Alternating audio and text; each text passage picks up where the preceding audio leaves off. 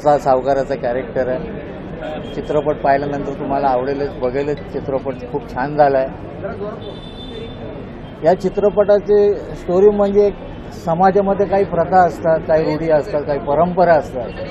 काही रूढी कालांतराने ते कालबाह्य होतात, पण काही वडिलोपार्जित असलेली रूढी शक्यतो बदलत नाही.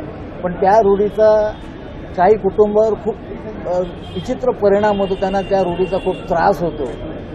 अशा प्रकारचं हे सगळं या चित्रपटामध्ये हे सगळं दर्शवलं आहे. या चित्रपटामध्ये तुम्ही पाहिल्यानंतर तुम्हाला कळेलच त्या परंपराची, त्या कुटुंबाची काय अवस्था होते. या चित्रपट पाहिल्यानंतर तुम्हाला कळेल. आणि हे चित्रपट महोत्सवामध्ये बऱ्याच ठिकाणी प्राईज म्हणजे अवॉर्ड मिळाला या चित्रपटाला.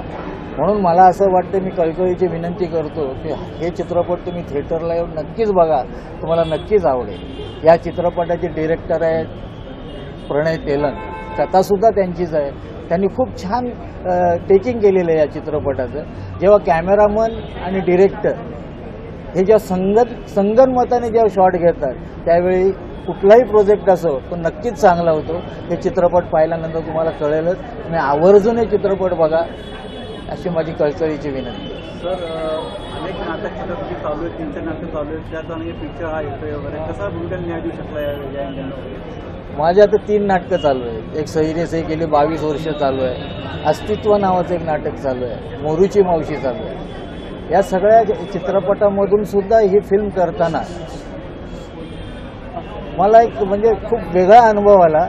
कारण आम्ही एका खेड्यापाड्यात शूटिंग करत होतो. कसलाही त्रास नाही, डिरेक्टरीची आरडाओरड नाही, अतिशय शांततेने या चित्रपटाचं चित्रीकरण झालं. त्यामुळे खरंच मी आवर्जून सांगतो की चित्रपट तुम्ही बघा. कारण चित्रपट महोत्सवामध्ये याला गौरविलेला चित्रपट आहे. ते आवर्जून तुम्ही बघा. कुठले आहेत प्रेक्षकांना आवडतात? आता एक चित्रपट येते आहे माझं, पण त्याचं अजून त्याने नाव डिक्लेअर नाही केलं आहे. शूटिंग पण व्हायचं आहे, पण अतिशय छान चित्रपट आहे. ते नंतर आल्यानंतर कळेलच तुम्हाला. बाकी नाटकं चालू आहेत माझी. धन्यवाद. बरं, ही मराठी चित्रपट आता सध्या सगळीकडे महाराष्ट्रात रिलीज झाली आहे. ह्या चित्रपटाच्या माध्यमातून प्रथा, रूढी, परंपरा ह्या का असल्या पाहिजेत, का नसाव्यात आणि त्याला विरोध का करावा, ह्या चित्रपटात ही गोष्ट मांडली गेली आहे. ह्यात शिवराव नावाचा एक कॅरेक्टर आहे, तो ह्या प्रथेविरुद्ध लढत असतो. त्याचे मित्र ते ह्या प्रथेमध्ये कसे भरडले जातात, त्यांची सिच्युएशन नसताना, काही परिस्थिती नसताना सुद्धा त्यांना ते जबरदस्ती करायला लावतात. ह्या प्रथेविरुद्ध तो त्यांच्या विरुद्ध उभा राहून आवाज उठवण्याचा प्रयत्न करतो आहे. ह्याची भूमिका आहे. हे 2 मित्र आहेत, शिवराम आहे, श्रीपती आहे आणि राजाराम आहे. मित्र कसे असावेत हे ह्या चित्रपटात तुम्हाला दिसेल. म्हणजे आपण एखादा मित्र दुसऱ्या मित्राला उपदेश करत असतो, पण सिच्युएशनच्या वेळी मदत करायची असते ती होत नाही. तर ह्या चित्रपटात ते दाखवलं गेलं आहे. कारण तो बोलतो, उपदेश करतो, पण तेव्हा कळतं ठीक आहे तुला करायचं आहे, त्यावेळी तो त्याला मदत पण करतो. म्हणजे एक मैत्री कशी असली पाहिजे ते ह्या चित्रपटात दाखवलं गेलं पाहिजे. तसं ही स्टोरी ही महाराष्ट्राची नाही आहे ना इंडियाची आहे, ही अख्ख्या जगाची आहे. हे आम्हाला कधी कळलं का जेव्हा आमचा चित्रपट इंटरनॅशनल लेवलला बेस्ट फिल्मचा अवॉर्ड्स घेतो, त्यावर आम्हाला कळलं की ही आपली स्टोरी नाही आहे, एका माणसाची नाही आहे, अख्ख्या जगाची आहे. हे सगळ्या अख्ख्या जगात हे गोष्ट चालू आहे. पण ह्या चित्रपटातून कुठेतरी एक वेगळी चळवळ निर्माण होते. परंपरा, रूढी, प्रथेविरुद्ध आवाज उठवण्याची ती सुरू झाली आणि ही चळवळ कंटिन्यू राहावी अशी या चित्रपटातून आम्ही मांडण्याचा प्रयत्न केला आहे. तसं प्रथा, परंपरा, रूढी ह्या असल्या पाहिजेत, पण ते जगण्यासाठी असल्या पाहिजे, मरण येण्यासाठी नाही. तर ह्यात ती एक भाष्य केलेली आहे चित्रपटामध्ये. आत्ताच्या पिढीने परंपरा, रूढी, प्रथा का असल्या पाहिजेत, का नसाव्यात ह्याचा अभ्यास करणारा हा चित्रपट आहे. तुम्ही हा चित्रपट बघा आणि तुमच्यातला एक शिवराम आहे तो कुठेतरी जागा करण्याचा प्रयत्न करा. जर तुम्हाला समजलं तर उगाच कुठल्याही प्रथेविरुद्ध आवाज उठवण्याचा प्रयत्न करू नका. प्रथा का निर्माण झाल्या, कशासाठी निर्माण झाल्यात ह्या पहिला तुम्ही समजून घ्या. आणि हे समजणं खूप गरजेचं आहे. कारण आताची पिढी काही गोष्टी समजत नाही आणि डायरेक्ट मूव्ह करते. ते कुठेतरी चुकीचं आहे. तर तुमची विवेकबुद्धी ह्या चित्रपटाने जागृत करा आणि एक चांगली प्रथा, चांगली रूढी हे जगवण्याचा प्रयत्न करा. ज्या वाईट रूढी आहेत, ज्या वाईट प्रथा आहेत, परंपरा आहेत, त्या बंद करण्याचा प्रयत्न करा. बस ह्या चित्रपटातून मी एवढंच सांगायचा प्रयत्न करेन. थँक्स. ये हम OTT पे भी देख सकते हैं, OTT पे भी किसी पर आएगा आज सोशल मीडिया का जो मार्केट है तो मी काय करते हे तुम्हाला त्या चित्रपटामध्येच जास्त चांगलं बघता येईल. खरं सांगायचं झालं तर चित्रपट हा भारतीय लोकांच्या एक मनातला विषय आहे, जिव्हाळ्याचा विषय आहे आणि आपण चित्रपटातून त्या गोष्टी मांडत आलो आहोत आजपर्यंत, ज्या गोष्टी भारतीय माणसांच्या मनामध्ये आहे. आणि मला वाटतं परंपरा या निमित्तानं आम्ही लोकांच्या घरामध्ये, गावामध्ये आणि ऑल ओव्हर सगळीकडेच जगभरामध्ये ज्या काही परंपरा नावाच्या गोष्टी असतात त्याच्याविषयी भाष्य करण्याचं एक फार मोठं काम केलेलं आहे. आणि मला वाटतं की तुम्ही सगळ्यांनी तो सिनेमा थिएटरमध्ये पाहावा आणि मग तुम्हाला त्याच्या पाठीमागचं सत्य आणि करावं नाही करावं हा विचार करण्याची एक किल्ली मिळू शकेल तुम्हाला त्याच्यामधनं. सिरियल चालू होतं, रात्री खेळ चालले, त्यानंतर चित्रपट तुमचा काय एवढा प्रवास कसा वाटतो? नाही, ॲक्च्युली माझा प्रवास असा झाला आहे की मी सिरियलकडून चित्रपटांकडे नाही गेलेली, मी चित्रपटांकडून सिरियलकडे आलेली आहे. म्हणजे मी ज्यावेळी मुंबईत आले तोपर्यंत माझे बरेच सिनेमे झाले होते. मग त्याच्यामध्ये 72 मैल आहे, त्याच्यानंतर टुरिंग टॉकीज आहे आणि मुंबईमध्ये आल्यानंतर मग गुरु सिनेमा वगैरे झाला. आणि आत्ता पण मी एक सिनेमा केला जो गेल्या फेब्रुवारीमध्ये माझा रिलीज झाला होता, डिलिव्हरी बॉय नावाचा. तो आता हिंदीमध्ये सुद्धा रिलीज होतो आहे. तर सिनेमामधून मी सिरियलमध्ये आलेली आहे, सिरियलमधून सिनेमामध्ये गेलेली नाही आहे. नाम हरीश कुमार है, मैं इसका निर्माता हूँ. साथ में एंड्रू रेबेल हम मिलके इस फिल्म को प्रोड्यूस किया है एंड फैजल पोकेरे जो है सह निर्माता है. सो को प्रोड्यूसर परंपरा एक मराठी फिल्म आपने लाई है, क्या इसके पीछे का कारण क्या बताएंगे, किस तरह आपने किया कि उसके पीछे क्या मेहनत है और ये फिल्म आने की अपने संकल्प में जन्म कैसे आया? ये एक्चुअली हम तो फर्स्ट टाइम मराठी फिल्म नहीं बनी, इससे पहले तीसरा फिल्म है. बट पहले का जितने भी फिल्म है वो सब complete out and out commercial film था. ये थोड़ा सा लाइक कंटेंट बेस्ड फिल्म है. इसमें थोड़ा सा लाइक कि एक रिचुअल को लाइक दैट कैसा है ये, क्यों है ये, इसके बारे में तो बता देता है. और इसमें सबसे मेन चीज़ जो एक्टर्स जो है, जो मेन जो लीड काम किया, जो मिलिंद शिंदे, उन्होंने जो कैरेक्टर को लेके गया, जो एक प्रोटोगनिस्ट है, सो वो उसका एक सर्वाइवल है पूरा, एक रिचुअल को लेके. ये एक महाराष्ट्र में एक 13वें का जो है ना हर जगह है, वो ऑल ओवर इंडिया में. महाराष्ट्र में एक 13वीं जो मनाते हैं, इसमें जो स्ट्रगल होता है, एक किसान है लाइक उसका जो स्ट्रगल है कि उसके पास खुद के लिए खाने के लिए पैसा नहीं है, तो पूरा गांव को कैसे खिलाएगा, 1000 लोगों को खाना कैसे खिलाएगा. नहीं खिलाता है तो एक ये प्रॉब्लम है, उसको बैन किया जाता है, गांव से निकाल दिया जाता है. दैट इज एक प्रेशर है. और दूसरा एक सबसे बड़ा प्रेशर है कि कम पढ़ा लिखा है. एक उसके दिमाग में ये है कि अगर मैं इसका ये 13वीं नहीं मनाऊंगा तो मेरा बाप को मोक्ष नहीं मिलेगा. ये एक और प्रेशर है. इस प्रेशर से उसने जब जैसे उसका बाप का डेथ होता है तो उसके बाद वो स्ट्रगल है उसका, कैसा वो उसके लिए पैसा जमा करता है और कहाँ तक उसका पूरा हो जाता है. और उसमें उसके वाइफ और उसका बॉन्डिंग बहुत स्ट्रांग है, वो फुल सपोर्टिव रहती है उसमें. कि एक वुमेन के, एक औरत के लिए भी एक मोटिवेशन है कि आदमी कितना भी तकलीफ में हो उसका साथ नहीं छोड़ता वो साथ उसको लास्ट तक साथ देती है. वो हर जगह उसका एक स्ट्रेंथ बन के खड़ी हो जाती है. और इसमें बाप बेटे का एक इमोशन है और बॉन्डिंग है दोनों का. एक पारिवारिक फिल्म है. और हम कोई भी इसमें किसी भी अपना जो धार्मिक मान्यता है उसके खिलाफ या उसका अगेंस्ट नहीं बनाया फिल्म. ये एक ऐसा है कि इसका जो साइड इफेक्ट्स है, इसमें जो तकलीफ है, अब जैसा हम लोग किसी का शादी में जाते हैं, किसी को गिफ्ट दे देते हैं, पैसा देते हैं, लेकिन वहाँ पे भी खाने के लिए जाते, खाना सब दिया जाता है, फूड वगैरह. 13वां में ऐसा कोई सिस्टम नहीं है, तो जिसने खिलाना खिला दिया बस. एक्चुअली थोड़ा इसको कंटिन्यू करना चाहता हूँ कि एक्चुअली हमारे देश में और बाहर के देश में भी बहुत सारी विधियाँ होती है. अभी जो ट्रेडिशन जिसको हम बोलते हैं वो मैन मेड ट्रेडिशन भी रहते हैं. तो हमारे यहाँ पे भी जैसे कि आदमी ने जो बनाया है, तो हो क्या रहा है कि आज के इसमें हम लोग रूल रेगुलेशन बना लेते हैं सोसाइटी में जगने के लिए, लेकिन हम लोग ऐसे रूल रेगुलेशन बना लेते हैं जिसमें हम ही जकड़ लेते हैं अपने आप को, हम आगे बढ़ नहीं पाते. तो वैसे मैन मेड ट्रेडिशन जो हम लोग बना लेते, तो इसका एक कथा एक है, बहुत सारे कथाएँ हैं, लेकिन एक कथा हम लोग ने ये पिक्चर में ला के रखा है आपके सामने, दर्शक के सामने, कि जो हम लोग रूल रेगुलेशन बनाते हैं सोसाइटी में रहने के लिए, लेकिन उसको हम लोग अपने को दबा के अगर रखेंगे, हम लोग ही आगे नहीं बढ़ेंगे, तो रूल रेगुलेशन अभी चाहिए कि नहीं चाहिए, वो एक कथा है उसमें। सर परंपरा जो है, परंपरा जो नाम है काफी अच्छा है, क्या परंपरा है, इसलिए इसमें सोचे इतने अच्छा नाम रखना चाहिए परंपरा? किसने सूझा? हाँ सोचा, ये हम प्रोड्यूसर नहीं सोचा। क्या है कि कंटेंट बेस है ये, जो एक हम लोग किसके ऊपर बात कर रहे हैं, हम लोग ट्रेडिशन के ऊपर बात कर रहे हैं, तो ये ट्रेडिशन के ऊपर बात कर रहे हैं, तो फिर बाद में अगर ये जो नाम लकीली हम लोग अच्छा मिल भी गया, तो इसके लिए हम लोगों ने ये ले लिया उसको नाम को। ज्या प्रकारे आम्ही बघतोय की परंपरा आहे आणि आता आपण दोघांनी सांगितलं की थोडं चित्रपटाबद्दल काय सांगाल, ज्या प्रकारे आजचा ऑडियन्स आता बदललेला आहे, तर आजच्या ऑडियन्सला कशा प्रकारे हा फिल्म कॅटर करणार आहे? देखो ये पिक्चर जो है सीनियर्स लोग के लिए भी है, लेकिन मोस्टली ये यंगस्टर्स के लिए, मैं ये बोलता हूँ कि यंगस्टर्स लिए देखना चाहिए, क्योंकि ये आजकल गांव में हो रहा है। अभी इसमें क्या हो रहा है कि जो हम लोग बुजुर्ग है वो लोग उसका चला रहे, क्योंकि वो दबाव में चल ही रहा है, लेकिन जो यंगस्टर्स है जहाँ पे हम लोग एक स्टैंड ले सकते हैं, क्योंकि हम भी यंग है तो हमने भी ये स्टैंड लिया हुआ है, बोल्ड स्टैंड लेके आने के लिए। तो ये यंगस्टर्स को मैं गुजारिश करूंगा कि एक बार देख लीजिए, समझे, और आप एक स्टैंड, मतलब क्या होता है कि कोई चीज़ किसी को दिखाने के लिए नहीं करना चाहिए, अपने संविधान के लिए करना चाहिए। तो हम लोग जितना अपना है वैसा हम लोग अपना इसमें करना चाहिए, किसी को दिखाने के लिए वैसा नाही करना चाहिए। या चित्रपटाचे जे दिग्दर्शक आहेत प्रणय तेलंग सर, तर ते जेव्हा तुम्हाला पहिल्यांदा आले आणि त्यांनी डायरेक्शन दिलं, तेव्हा या कथेतलं तुम्हाला काय आवडलं आणि याची सुरुवात कशी कुठली झाली?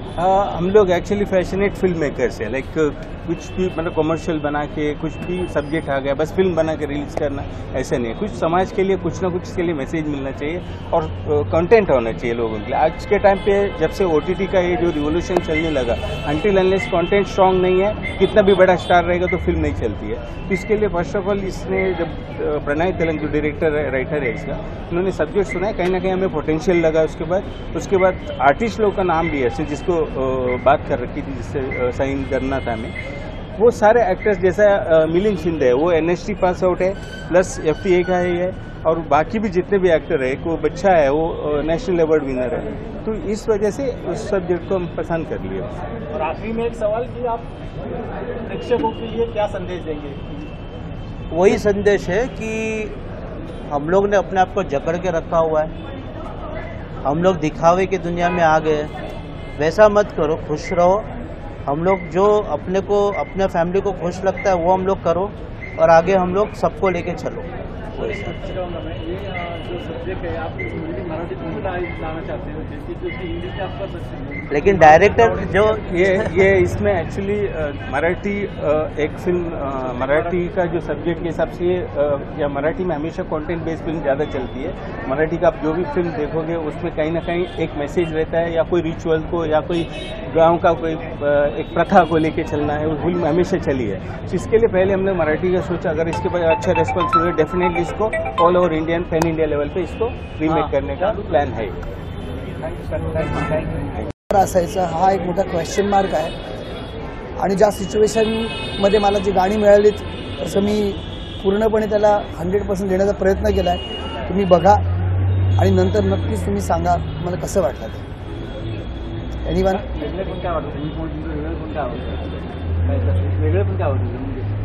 गाण्यामध्ये वेगळं असं होतं, एकतर तुम्ही आजच्या काळात ना तुम्ही एकदम गावातला आणि एक अशा सिच्युएशनमध्ये जास्त करून सॅड सॉंग्स जे असतात ते इमोशन्स आणि ते क्रिएट करणं जरा डिफिकल्टच असतो एका सिंगरला, एका म्युझिक डिरेक्टरला।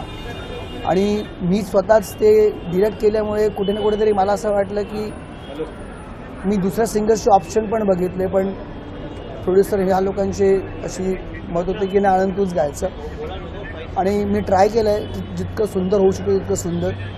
बाकी ऑडियन्स आणि तुम्ही तर नक्कीच I would really want a true opinion तुमच्याकडून।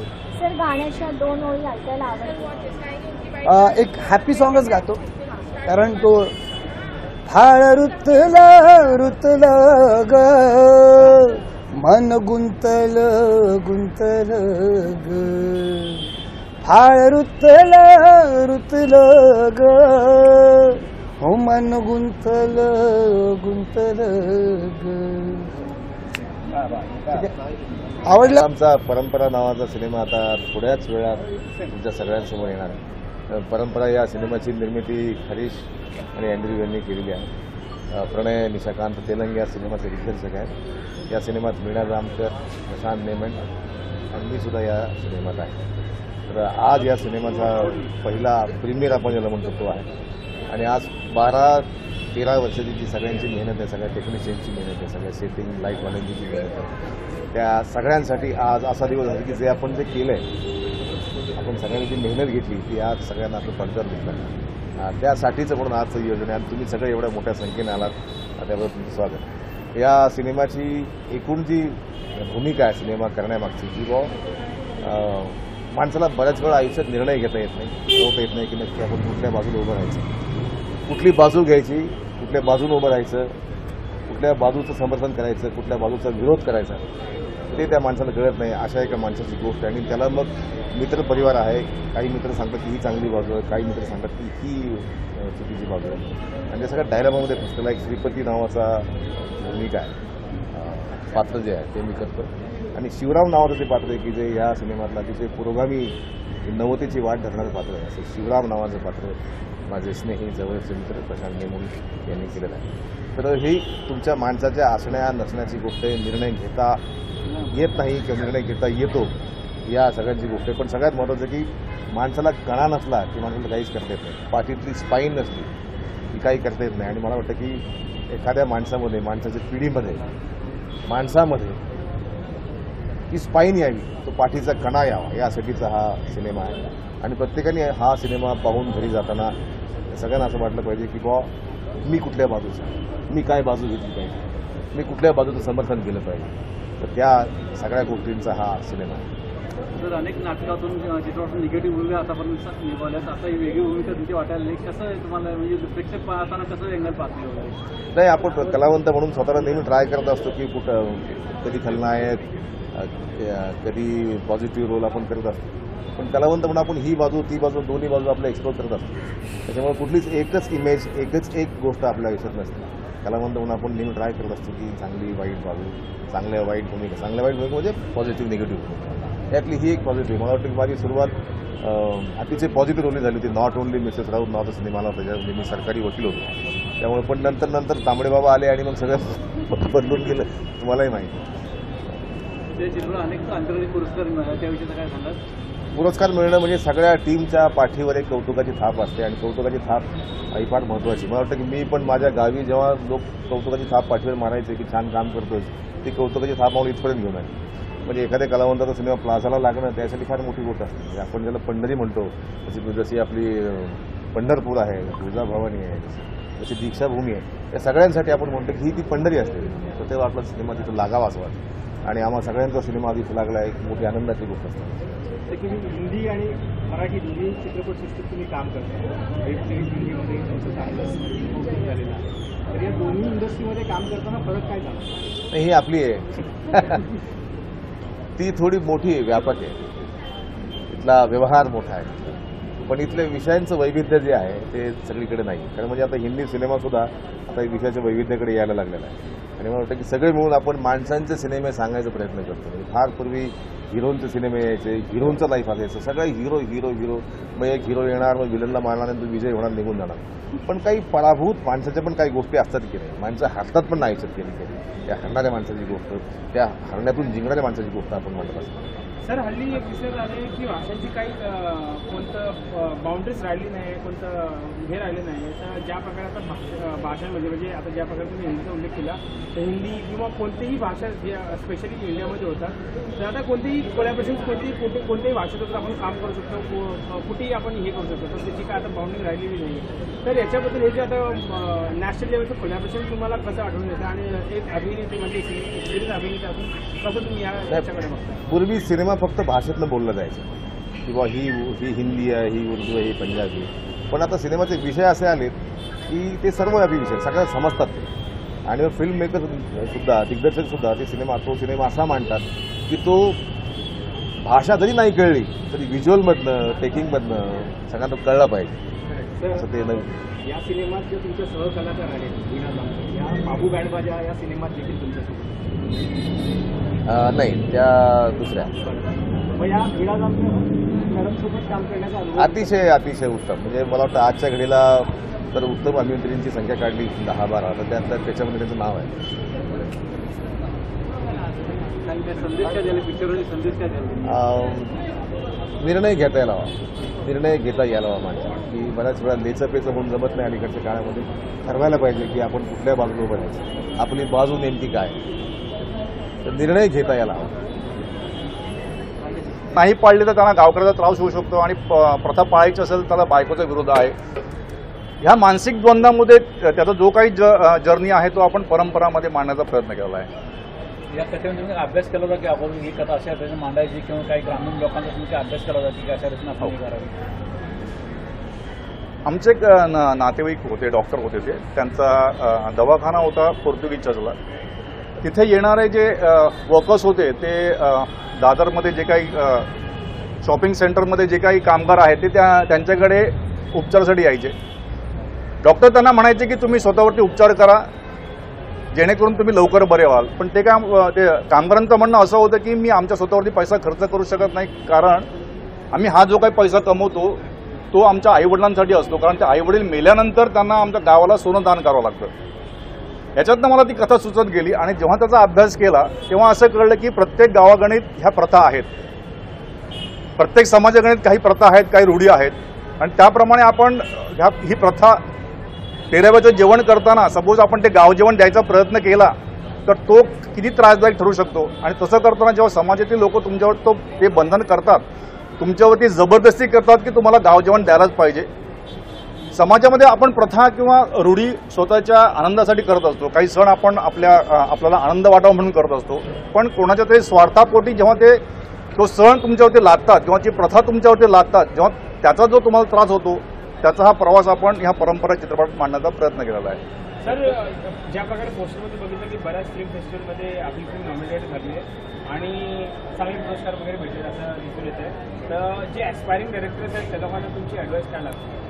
नाही, मी ॲडवाईस द्यायचा काही प्रयत्न करत नाही, पण नाही आपण काय केलं या परंपरामध्ये वास्तविक मांडण्याचा प्रयत्न केला. कुठे आपण फिल्म म्हणतात ना की काही फिल्ममध्ये स्टार असतात, ही माणसांची फिल्म आहे, ही मातीतली फिल्म आहे, ही तुमची आमची फिल्म आहे. याच्यामध्ये कोण स्टार नाही आहे, असं काही मोठं काही घडत नाही, काही चमत्कार घडत नाही, याचा हिरो उठून त्या गावाबरोबर युद्ध करत नाही किंवा मारामारी करत नाही. तो सोचतो, त्याची मानसिक अवस्था आहे की मानसिक द्वंद्व आहे. याच्यामध्ये 3 मित्रांची पण कथा आहे की त्याच्यामध्ये राजाराम आहे, श्रीराम आहे, श्रीपती आहे.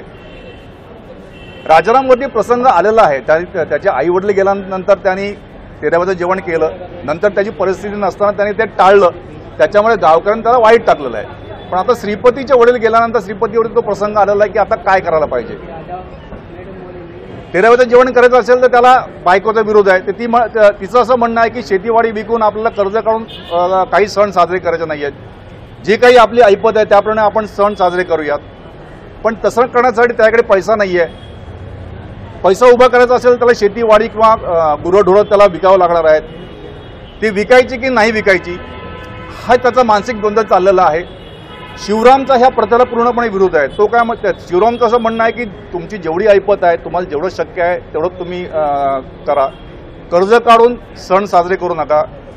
आज काय होते, आज लोक तुमच्याकडे जेवायला येतील, तेराव्याचं काही असं ना, पण आज तुमच्याकडे खातील, तुम्ही कर्ज काढून त्यांच्यासाठी जेवण कराल, पण त्याच्यानंतर ते विसरून जातील. आज खातील आणि उद्या तुम्हाला नावं ठेवतील किंवा कंपॅरिझन करतील की अरे आज ह्याच्याकडे जेवण चांगलं होतं, उद्या थर्ड माणसाकडे जेवण चांगलं होतं, किंवा त्याच्याने तुमचं जेवण कंपेअर करेल. त्यांना त्याचा काय तुमच्या दुःखाशी त्यांना काही संबंध नाही आहे. मग तुम्ही काय करायचं, तुम्ही जेवढं तुम्हाला झेपेल तेवढं तुम्ही तुमचे सण साजरे करायचे, कर्ज काढून सण साजरे करायचे नाही आहेत. शिवरामचा ह्या प्रथेला विरोध आहे. शिवराम श्रीपतीला सांगतो की तू जेवढी तुझी ऐपत आहे तेवढंच तू कर. आता श्रीपतीची मानसिक अवस्था अशी आहे की तेराव्याचं जेवण करायचं की ते टाळायचं. आणि हा जो प्रवास आहे 13 दिवसाचा तो आपण या परंपरा चित्रपटात मांडण्याचा प्रयत्न केलेला आहे. नमस्कार, मी प्रणय निशकांत तेलंग. मी JJ मधनं पासआउट आहे. मी फाईन आर्टिस्ट आहे. त्याच्यानंतर मी सिरियलसाठी काही ठिकाणी असिस्ट म्हणून काम केलं. 2011 माझी अरे बाबा पुरे ही फिल्म आली होती, ज्याच्यामध्ये संजय नार्वेकर होते, अरुण कदम होते, विजय चव्हाण होते आणि ती छान लेवल गेली. त्या व्यतिरिक्त मी थिएटर्समध्ये काही ठिकाणी ॲज अ परफॉर्मर म्हणून पण काम केलेलं आहे आणि माझं जर्नी असंच चालू आहे. परंपरा बोलू का, परंपरा ही फिल्म त्याचा विषय असा आहे की आपण मरणोत्तर जे काही तेरावचं जेवण करतो तो विषय घेऊन आपण ही फिल्म करतो आहोत. मरणावरती बोलायला कोणाला आवडत नाही, कारण मरण हे अंतिम सत्य आहे. पण समाजातील काही लोक जेव्हा तुमच्यावरती अशा प्रथा लादतात, कारण ज्या समाजामध्ये आपण राहत असतो त्याच्यातल्या काही परंपरा असतात. परंपरा म्हटलं की रूढी आल्या, प्रथा आल्या. पण समाजातली काही लोक त्यांच्या स्वार्थापुढे जेव्हा तुमच्यावरती त्या प्रथा लादायचा प्रयत्न करतात आणि तुम्ही त्या प्रवाहामध्ये वाहत जाता आणि तुम्हाला जो काही त्रास होतो तो त्रास आपण या परंपरा चित्रपटात मांडण्याचा प्रयत्न केलेला आहे. श्रीपती हा या प्रथेविरुद्ध लढण्याचा प्रयत्न करतोय, पण कुठेतरी त्याची एक मानसिक अवस्था आहे की दादू सारून कदम, सगळ्यात पहिलं तुमच्या सगळ्यांचं मनापासून आभार. जाम भारी तुम्ही सगळे इकडे आल्याबद्दल. माझा सिनेमा रिलीज आज होईल, परंपरा नावाचा. परंपरा म्हणजे नवीन सांगायची गोष्ट नाही, प्रत्येक गावातल्या रूढी, तिकडचे पद्धत, अशाच प्रकारचा हा सिनेमा आहे. आणि आम्ही जे काम केलेलं आहे, म्हणजे मी जे काम केलं आहे ते कॅरेक्टर असं आहे की सतत गावामध्ये एखादा माणूस गेला पाहिजे, गेला तर मला काहीतरी खायला मिळेल, म्हणजे जर तो गेला तर जिलेबी खायला मिळेल, म्हणून आम्ही त्याला डॉक्टरकडे पण घेऊन जात नाही. म्हणजे असं पद्धतीचं ते गाव आहे. आणि काही लोक परिस्थितीनुसार, परंपरानुसार, बाबा पद्धत आहे म्हणून ती लादत असतात. आणि लादण्याचं काम जे आहे ते आमचे मिलिंद जे आहेत यांच्या फॅमिलीवर येतं.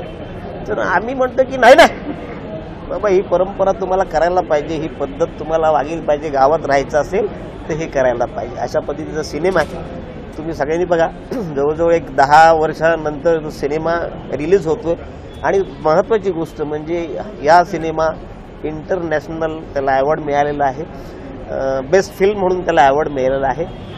त्यामुळे मला असं वाटतं जर तिकडच्या लोकांना आवडत आहे किंवा आवडत असेल तर आपल्या लोकांना आवडेल. जरूर बघा.